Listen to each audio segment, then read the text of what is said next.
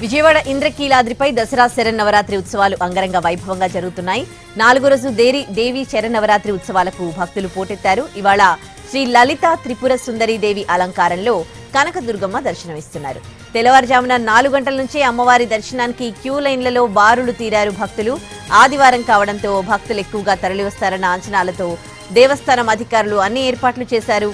అన్నప్రసాదం, లడ్డూ ప్రసాదాన్ని ఎప్పటికప్పుడు అందుబాటులో ఉంచుతూ ఉన్నారు. భక్తులకు తాగునీరు, పాలు అందిస్తున్నారు ఆలయ సిబ్బంది. క్యూలో నిల్చున్న భక్తులకు ఇబ్బందులు లేకుండా పోలీస్ సేవాదళ్, రెడ్ క్రాస్ వాలంటీర్లు సేవలు అందిస్తున్నారు. ఇక అక్కడ తాజా పరిస్థితిని మా ప్రతినిధి రాము లైవ్ లో అందిస్తారు. రాము,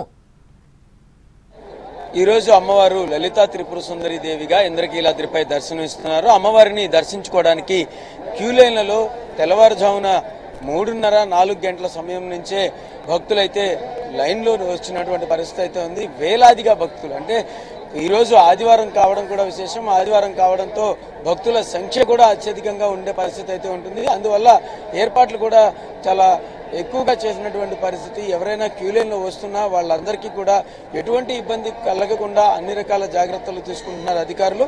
అయితే అమ్మవారిని లలితా త్రిపుర సుందరి దేవిగా దర్శించుకోవడంలో ఎంతో విశేషం ఉంటుంది. ఎన్నో శక్తుల యొక్క అధిదేవత లలితా త్రిపుర సుందరి దేవిగా చెప్తాము. ఆవిడని దర్శించుకోవడం యొక్క విశేషం ఏమిటి అనేది మనతో చెప్పడానికి పండితులు ఉమాకాంత్ శర్మ ఉన్నారు. ఆయనతో ఒకసారి మాట్లాడదాం. స్వామి, చెప్పండి, ఎలాంటి ఫలితాలు కలుగుతాయి? అమ్మవారి యొక్క శక్తి ఏంటి? లలితా త్రిపుర సుందరి దేవి, లలిత ఉపాసన చేసే వాళ్ళు కూడా చాలా ఎక్కువ ఫలితాలు పొందుతారంటారు. ఏంటి లలితా త్రిపుర సుందరి దేవి మహత్యం? శ్రీమాత్రే నమః. సర్వస్వరూపే సర్వేషే సర్వశక్తి సమన్వితే భయేభ్యస్త్రాహి నో దేవి దుర్గే దేవి నమోస్తుతే. జగన్మాత ఇంద్రకీలాద్రిపైన కనకదుర్గా స్వరూపంగా అవతరించి భక్తులను అనుగ్రహించే దివ్యమైన క్షేత్రంలో ఈ క్రోధినామ సంవత్సరంలో శ్రీదేవి శారదా శరన్నవరాత్రి మహోత్సవంలో 4వ రోజున అమ్మవారిని మనం శ్రీ లలిత త్రిపుర సుందరీ దేవిగా దర్శనం చేసుకుంటూ ఉన్నాం. అమ్మవారు చిరగ్నికుండ సంభూత దేవకార్య సముద్యత అని చెప్పినట్లుగా భండాసురుడు అనే ఒక రాక్షసుడిని సంహరించడం కోసం అమ్మవారు ఆవిర్భవించి రాక్షస సంహారం గావించి లోక కళ్యాణాన్ని జరిపించి భక్తులను అనుగ్రహించింది ఆ తల్లి.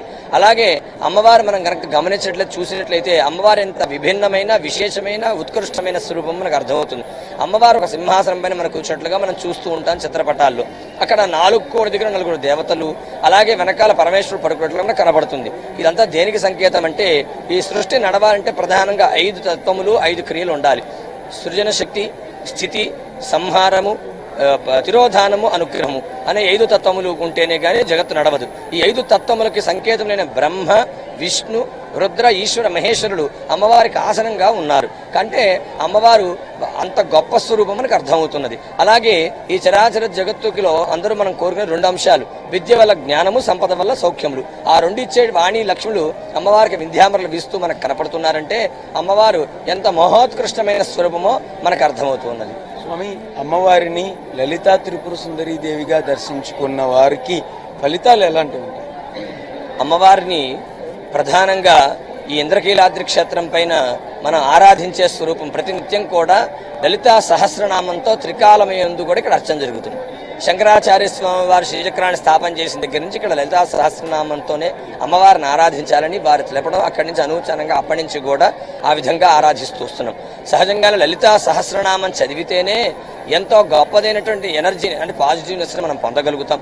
ఒక అంటే ఏ విధంగా అయితే మననాథ త్రాయతే మంత్ర అని చెప్పబడిందో ఇది కూడా మంత్ర సమూహం ఈ లలితా సహస్రనామం. కాబట్టి ఆ లలితా సహస్రనామాన్ని చదవడం చేత కానీ, ఆ అమ్మవారిని దర్శించడం చేత కానీ, ప్రార్థించడం కానీ, అమ్మ నామం జపం చేయడం చేత కానీ, లలితం అంటే సౌమ్యము, సత్వగుణములు, సౌభాగ్య విద్యా స్వరూపం. కాబట్టి ప్రశాంతమైన ఆనందమైన సౌభాగ్యమైన జీవితాన్ని మనం పొందే భాగ్యాన్ని అమ్మవారి అనుగ్రహం ద్వారా పొందగలుగుతాం.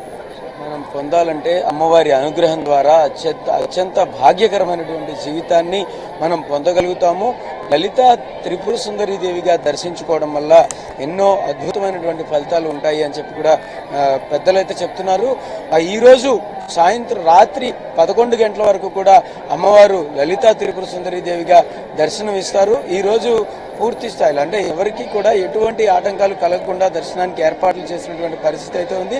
రాత్రి 11 తర్వాత దర్శనం నిలిపివేసి తదుపరి అవతారానికి కూడా ఇచ్చేటట్టు అవకాశం సిద్ధం చేసేటటువంటి పరిస్థితులు అయితే ఉంటాయి. ఇది ఇక్కడ పరిస్థితి. Udayasri, right, thanks for the live update Ramu.